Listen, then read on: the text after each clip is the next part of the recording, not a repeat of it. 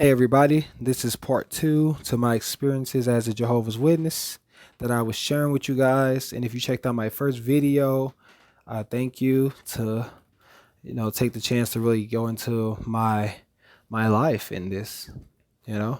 But if you haven't, please check out the first video before you view this one. But let's get right back into it, part two. So I ended the last video pretty much talking about you start having this doubting phase, the doubting period that a lot of XJW started to go through. And it's like just 1 minute, everything just seems so peachy. But after you become baptized, it's like you start to see more things that was overall, in a way, concealed from you, or you just didn't fully understand it yet. And then it's like it all becomes unlocked to you once you know, become baptized. Like, you don't just knock on the doors and start teaching the household about shunning. Like, you don't do that because you know it'll turn people off and they won't come into the truth. You don't just knock on the doors and just immediately start drilling to them, hey, you better knock on these doors or you're going to die in Armageddon. You're not preaching the message. How could you? All the stuff that you start to learn then is just different. And you start to kind of feel like something rubbed you the wrong way. And that's God, man. That's God telling you something not right about this. It's like Satan had you in this illusion and you was getting pulled in it and you was thinking it was God, but no, it wasn't. It was just Satan parading around again as an angel of light, taking your mind captive and leading you into this deception, this false illusion, man. So some of the red flags that I started to notice that created this doubting period, which they try to discourage so heavily and just say, oh, it's Satan causing the doubts. No, it's not. They teach you everything in reverse and backwards. God creates these doubts within your mind to let you know that you're not in his truth. Why would God want his people to continue to be led astray and to be led into these cults and these organizations and these religions that's continuing to fail you drastically when it comes toward attaining truth? All they're trying to do is just gain followers, to gain prominence, to gain respect, to gain fame and profit off their counterparts, off their flock, their people. Some go to the extremes while others do the most subtle approach, but it's all the same, man. They promote doctrines and not scripture. They don't promote truth. That's why they always try to discourage being a spiritual person and seeking that personal relationship on your own, developing your research constantly on your own with God and with his son. They discourage that heavily because they want to be the one to preside over your soul, your spirit, and grade you on how you're doing when all humans are no different than the other. How can we preside over the next one and pretty much tell them about the straw in their eye when we have the rafter in our eye, right? You know? So, red flags, let's get to those. As you see my life story unfold before you in my slideshow, let you know I've seen so much as a witness, man. And let's talk to a lot of people, and it's a lot of people that's in it that are not truly in it, and it's not because they're bad, but it's because they know it's not true, but they just don't want to lose their families. So the number one thing that I think rubbed a lot of XJWs the wrong way is the shunning, right? The shunning. Like, they'll try to always create this perception that, oh, it's God's loving way of disciplining you to get you to come back. And they use the prodigal son verses and how Paul say, don't even eat with the man, don't speak to him and so forth. But they don't read to you his second letter in Corinthians that pretty much contradicted that. Read the entirety of these books before you ever let these doctrines come to you. And you will see that they completely take these scriptures and they misinterpret it or they push it to extreme measures that creates these situations that just destroys people's lives. God made it clear that vengeance is his, only he is the one that will repay, and humans shouldn't do these things. But then you have an organization that immediately makes you pay according to your sins. What sense does that make? Then they use the prodigal son, but if you take that application, the prodigal son would still be disfellowshipped, and his father wouldn't have been able to do the things he's done with him. About the guy squandering his inheritance, leaving his household, and living a life of debauchery, and then he comes back after he goes broke. According to witnesses, that'll be what? Worldly sadness. So technically, you'll still be disfellowship on the grounds of worldly sadness if you actually read the rules in these books, man. And it has nothing to do with shunning. He just went out and lived to the wicked path. And yeah, he might have mentioned that he sinned against God, but ultimately he came back because he went broke.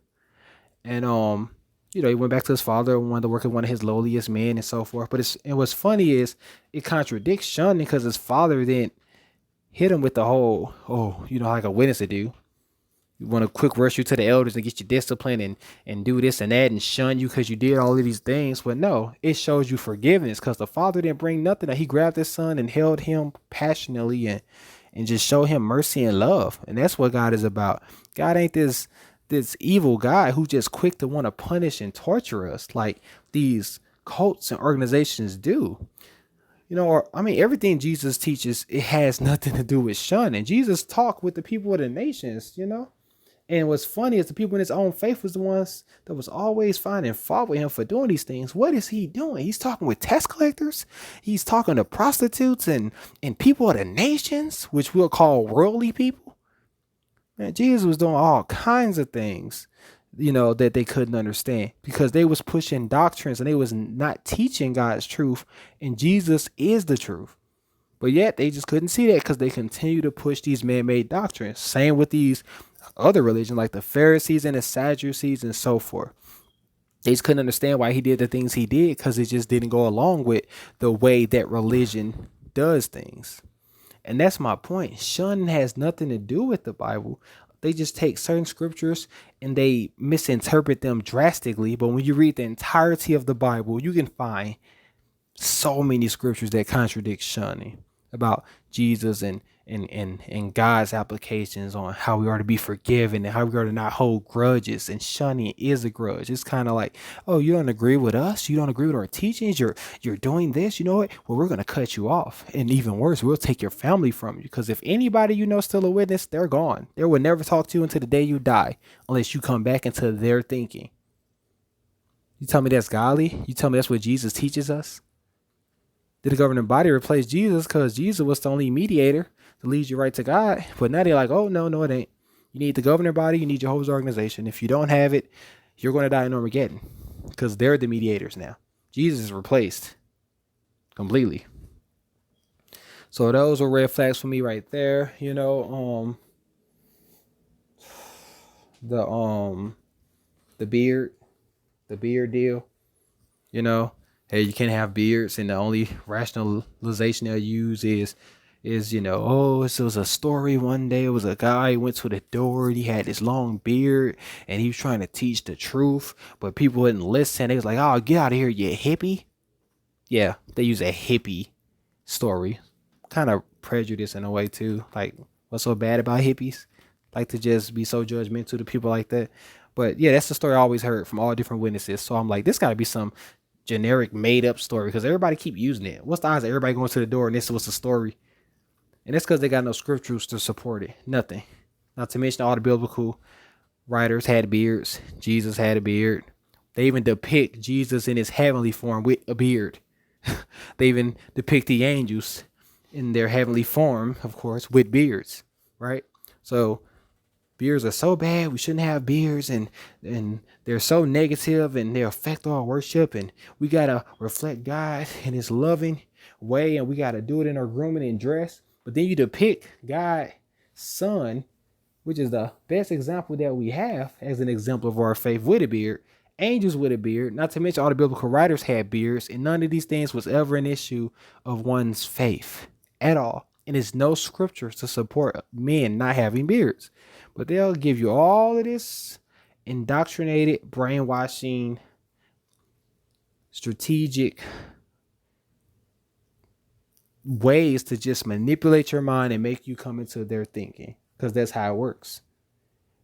When you don't have a scriptural basis, you just start making stuff up. But hey, the flock believes it because they're so brainwashed and they're so convinced this is the truth. So hey, I must do this. And once you start doing that, where people don't need the biblical backing, they can come up with all kind of stuff and you'll be doing it, right? Then you got the blood situation, right? We know how blood is sacred and you don't eat of blood and drink blood and so forth. So they'll just take it to the method like, hey, well, if you're taking a transfusion, well, what about the example if you're injured, right? And how they'll feed you intravenously, right? So that's how you'll eat, right? So technically, it's still eating if you get a transfusion. And you're like, huh? So you're gonna take a very extreme method and use it as a way to say, oh, that's eating? Like, really? It's like they manipulate things, and then you start rationalizing it, and at first you're like, oh, it makes sense, but then you're like, you know what, you keep repeating it, then you train your mind because repetition makes things so believable to your mind, like subliminal messages and so forth. So next thing you know, you quoting it, now you saying it to the newcomers as witnesses, and now you standing at the doors, and now you believing it, and now can't nobody tell you nothing about it because you like, no, this is it.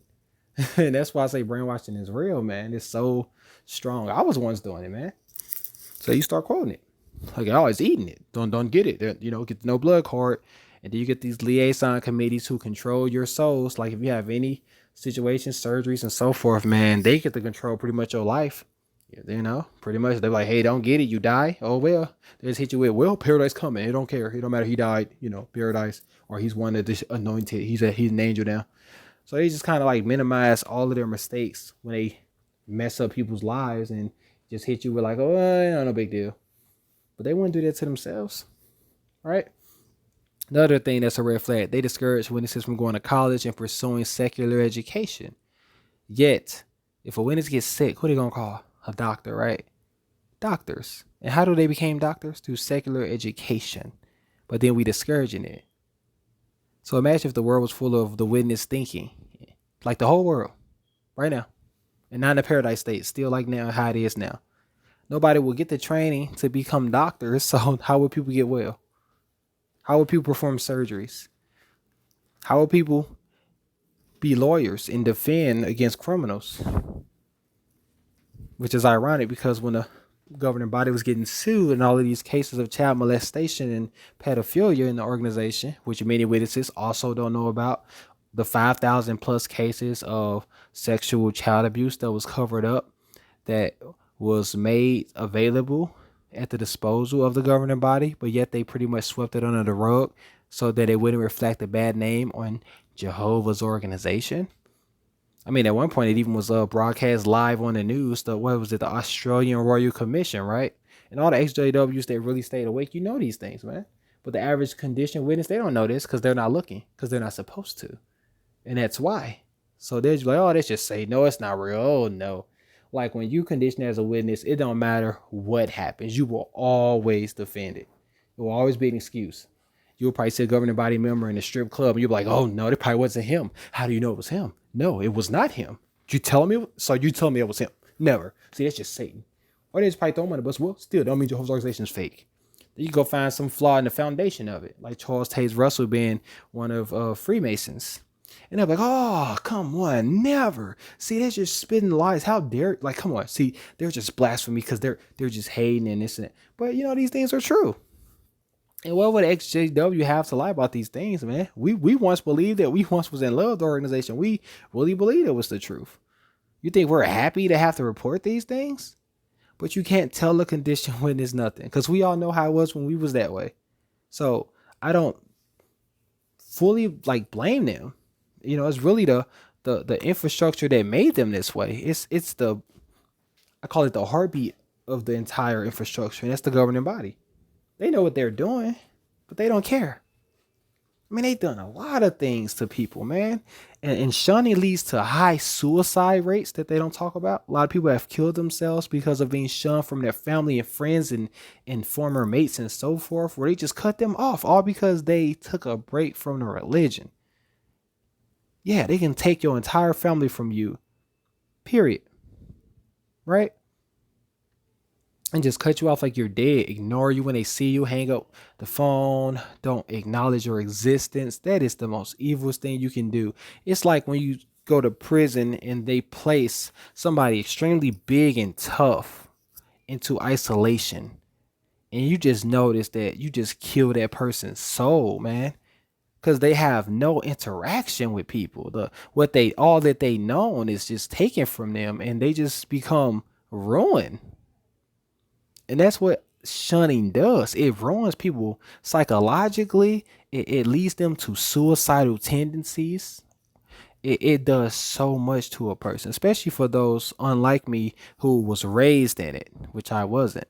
Can you imagine being raised in it and your mom, your dad, your sister, your brother, your girlfriend, your boyfriend, your uncles, grandma, aunties, everybody you know, dedicated, loyal, like to the core, hardcore Jehovah's Witnesses, right? And let's say you just start seeing these things and you're like, I don't really know. And I want to take a break because this just can't be it. They're not gonna hit you with the, well, we will respect your decision. You know, we still love you. We're still family. You know what I'm saying? You just have your views. I have mine, but I still, it's not like that. It's like the moment you leave it, they shun you. They give you that, they give that announcement at the next meeting. You're no longer Jehovah's Witnesses. And from that day forward, everybody I just named, if they're extremely hardcore Jehovah's Witnesses, they're not going to talk to you again a day in your life unless you come back. And if you don't come back, they will treat you as if you're dead. And I'm not lying. That's what shunning is. You cut the person off completely and you treat them like they're dead, non existent. You don't help them. You don't reach out to them. You don't show love to them. Witnesses even told me that you can't even pray for people that shun. And Jesus taught us to pray for our enemies, but I can't pray for somebody that don't agree with the organization. Like so many red flags, man. And back on the Charles Taze Russell, the founder, being a Freemason, a lot of people try to debate this. Like you'll pull up his picture online where you see his memorial tomb, and then you'll see the grave. You'll see his memorial, and then you'll see the monument that was built in honor of him, right? And they're like, well, the monument isn't his grave though. So yeah, we got you. And you look like, really? Because like I say, witnesses, they're so brainwashed and indoctrinated. We always want that way. So you will always make an excuse because you just cannot comprehend that it cannot be the truth. Like it's no way. You won't allow the thought to enter into your mind. But it's true. And when you wake up, you will see it. He was a Freemason. That's why they had the Masonic pyramid built in honor of him right beside his memorial tomb. It's called a monument, right? That was built in honor of him. How do you think he acquired his riches? See, they don't teach you this when you're watching a DVD that's portraying Charles Taze Russell in a favorable light. We all watch it, the faithful, through the trials, witness DVD. Y'all know the one I'm talking about. I'm quoting it so bad, but I've seen it like 5 times because I once, believed it. Like, hey, he's deep. But then I looked into the official story, which they're not supposed to do because it's always the devil. But no, they're the devil because they're lying to you. And then they discouraging you to look for it by teaching you like in reverse, right? They're the devil because they want to allow you to look into things. And God even tells, continue to convince to yourselves the things in which you believe in. The scriptures even encourage these things, but they don't, right? It's like a one size fits all policy and you don't question it. But he was a Freemason. And that's why he had a Masonic pyramid memorial, an idol, a statue, a pyramid with the Knights Templar symbol on that pyramid, right? Which is Freemasons, part of the fraternity. Like people don't even look into these things, so they wouldn't know these things. They just keep making excuses. But it was built in honor of him. That's why it's right beside his grave for him, for Charles Taze Russell. And that's what Freemasons does. People don't even know the Knights Templar symbol. Like, and they try to argue with you. Oh, well, that's just no. Stop it. That's But you look at them like, huh? Was not the Knights Templar Masonic symbol that is also found in satanic churches and Aleister Crowley, a Satanist, in his book, in their churches, the same symbol, the Knights Templar symbol, it's found there. They'll tell you exactly why they use it. And it's on his memorial with the monument next to his memorial. And it's a pyramid. And if you don't know about pyramids by now, you're completely living on a rock. But then again, that's what we are taught to do as witnesses because we're not allowed to look at anything beyond the rock, right? Of our contained, limited mind. But it's true. And if you don't believe that, the Knights Templar symbol was also once on the Watchtower magazines. Remember? Y'all watched the DVD where he was once involved with some other guy and then he broke away from it. And then they took the symbol off because it started to get exposed and it brought about a lot of controversy. So it doesn't make like, oh no, the guy was doing, so he left that. No, it wasn't.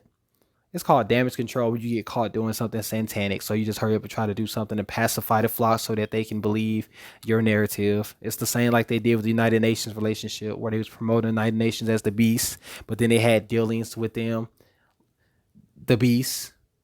but you're not allowed to slander them when you're on treaties with them and you're doing business with them.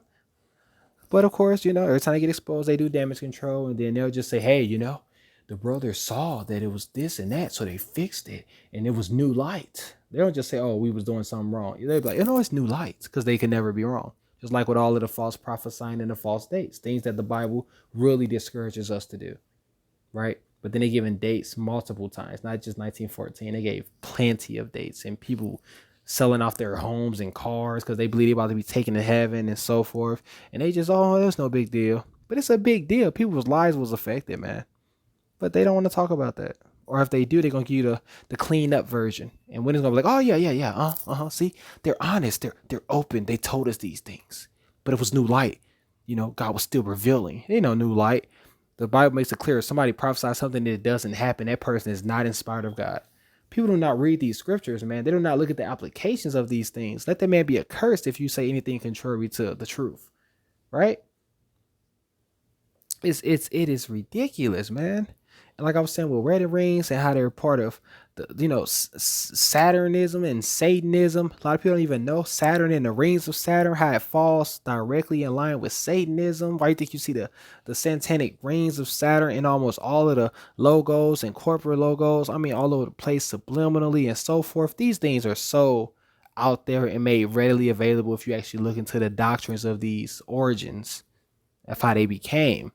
And you will see, look up the origins of wedding rings, extremely pagan. Wind chimes, extremely pagan, right? These things are always tied with something spiritistic. But do witnesses discourage those? No. But they tell you, oh, don't do a birthday, that's pagan.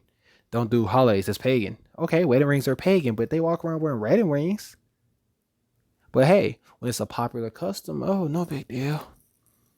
I'm like, Christmas, all that stuff popular, but they like, no, the church did this too. We can't do that one. That one a little too obvious, but we can ease in wedding rings. They ain't, people ain't gonna catch that. It's supposed to be something sacred anyway.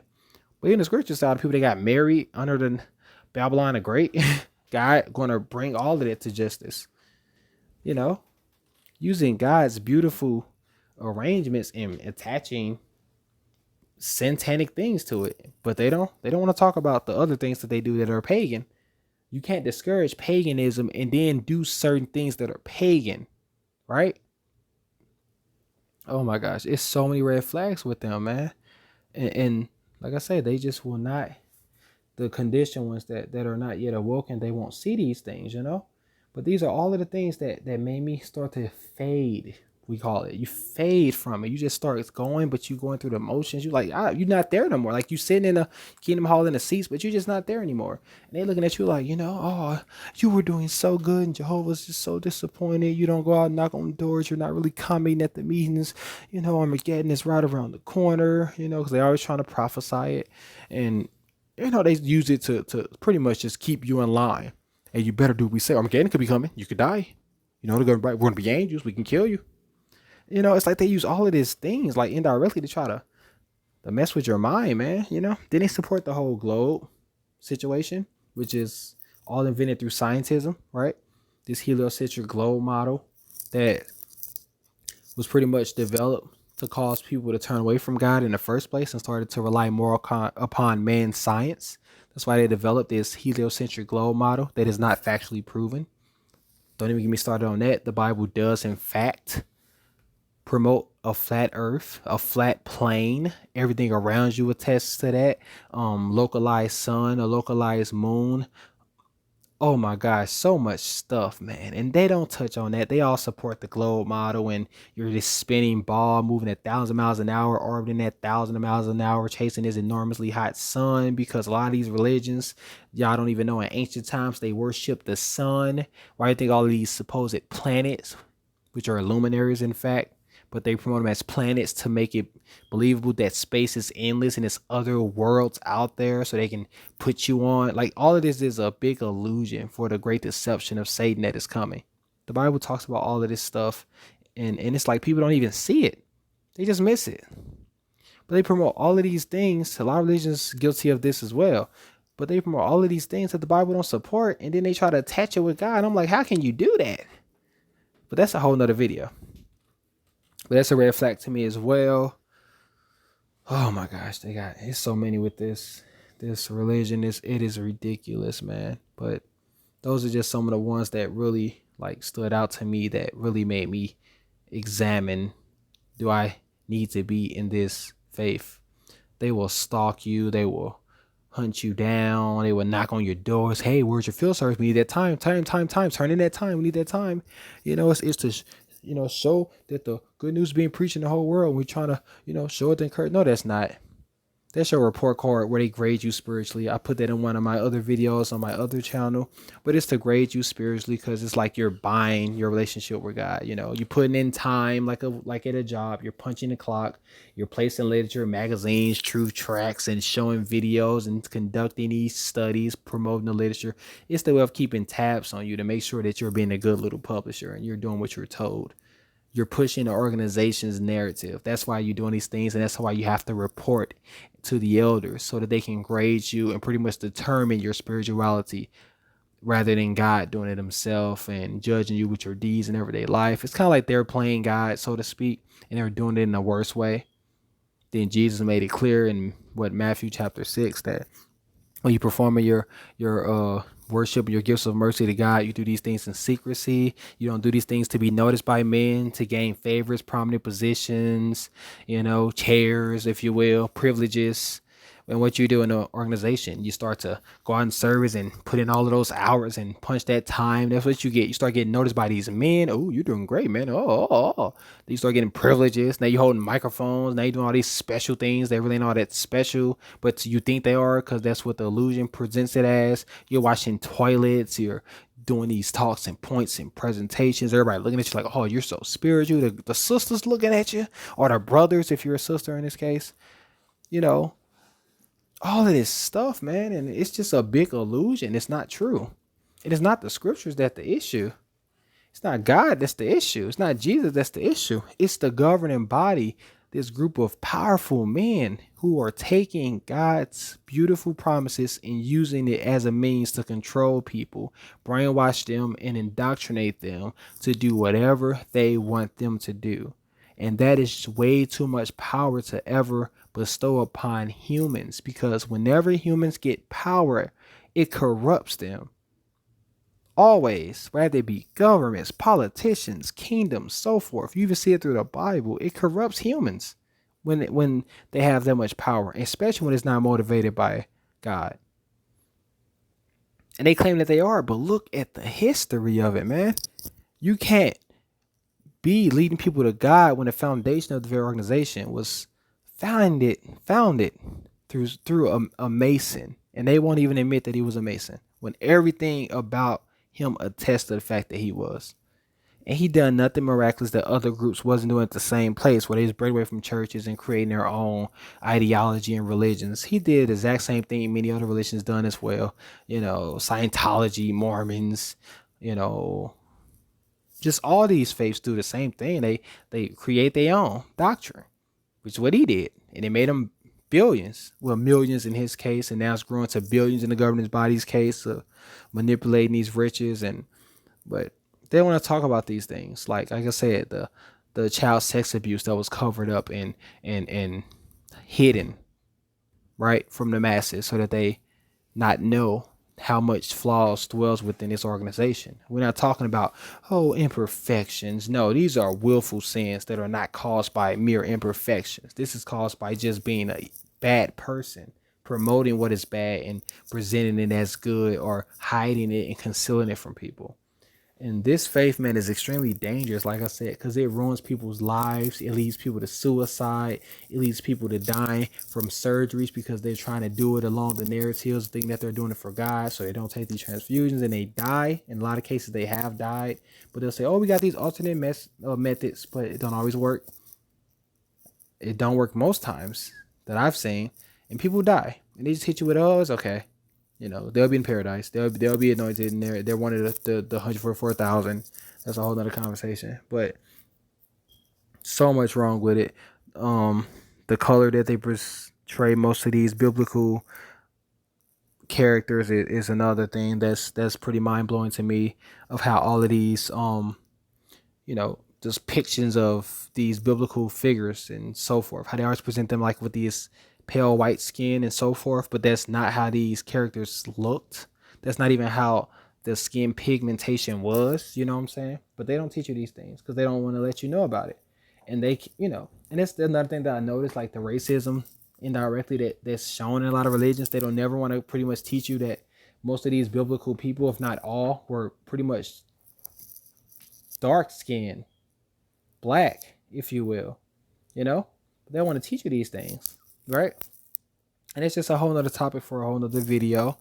Just know that being educated and knowing the fundamental truths about what's really transpiring around you, it can really enlighten you and awaken you. And I just find that this religion, especially this religion, just like most of all religions, they limit your mind and they place it in a box, and now you have men or this organization, right, that's trying to pretty much define you and make you into this robotic mechanical version of you that's not real, that's not your true essence. And they make you do whatever they want you to. They take your mind, they take everything that makes you who you are, and they just replace it with this robot, just like everybody else. And you're not allowed to question or go outside of their doctrines, their agendas, their narratives, or you're going to be viewed as somebody that's going to go to hell, or you're going to die in Armageddon when they come back, and you're going to be killed, and you're going to suffer, and you're going to lose everything. I mean, they prey off your emotion. They use fear tactics to keep you on line. They use brainwashing, indoctrination. They use these falsified testimonies, these fake stories, these rationalizations to justify things that are completely sinful and not in line with God's purpose. They teach scientism and attach it to God's word. They promote the heliocentric globe. They do all of these things that are not pretty much Bible based, but then they present it like it is. And this faith, man, it just done so much to ruin people, and it's extremely sad that that's the case. And it's sad, even more sad, that witnesses will come on these videos of people expressing their hearts and pouring their hearts out, and they'll just be like, oh, that's a lie. No, they'll just try to tell you your own story of what you've seen and what you experienced and what you know to be true, and they'll just hit you with the illusion of what they're brainwashed to believe. And I would never go to somebody and just tell them their experiences are fake. But this stuff is true, man. This is true. Like what you go through in life is what you go through.